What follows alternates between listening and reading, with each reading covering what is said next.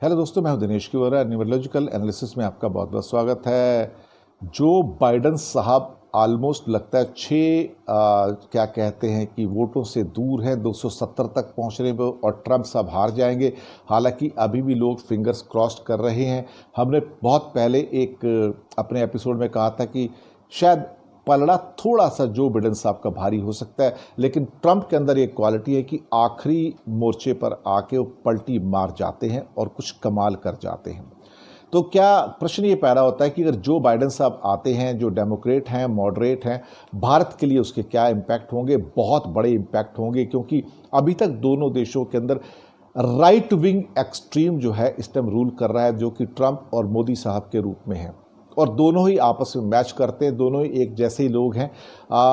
कहीं ना कहीं अमेरिका के अंदर मॉडरेट मिडिल पाथ को अपनाने वाले जो बाइडेन डेमोक्रेट अगर आते हैं, भारत जैसे देश के लिए बहुत बड़ा धक्का होगा, और बांग्लादेश जैसे कंट्री के लिए अच्छा हो जाएगा, क्योंकि वो मॉडरेट कंट्री हम। भारत जो कि इस टाइम एक ही दिशा में जा रहा है, बिल्कुल जिसे क्या कहते हैं कि दक्षिण पंथ की दिशा में जा रहा है, और वो भी एक्सट्रीम दिशा में। ऐसे हालात में कि आप देखिए कि Bharatiya Janata party central elections हो या स्टेट इलेक्शंस हो, आप देखेंगे उनमें वो किसी माइनॉरिटी को वोट ही नहीं देते, कोई सीट ही नहीं देते हैं। आज लोकसभा के अंदर उन्होंने किसी मुसलमान को कोई भी एक सीट एलोकेट नहीं की कि वो कहीं इलेक्शन लड़ सके, या ऐसे हालात हैं। ना ही किसी क्रिश्चियन को ये देते हैं। अब इसके बाद हालात ये हो जाते हैं कि अभी जैसे बिहार के इलेक्शन हैं, तो एक भी सीट पर लड़ने के लिए उन्होंने मुस्लिम कैंडिडेट अनाउंस नहीं किया है। तो ये एक आइसोलेशन वाली परिस्थिति है। इसी को हम राइट विंग एक्सट्रीम बोलते हैं, कि जहां पे एक धर्म को या दो धर्मों को या हिंदू धर्म को छोड़ के बाकी धर्मों को पूरा का पूरा कट ऑफ करने की कोशिश करते हैं।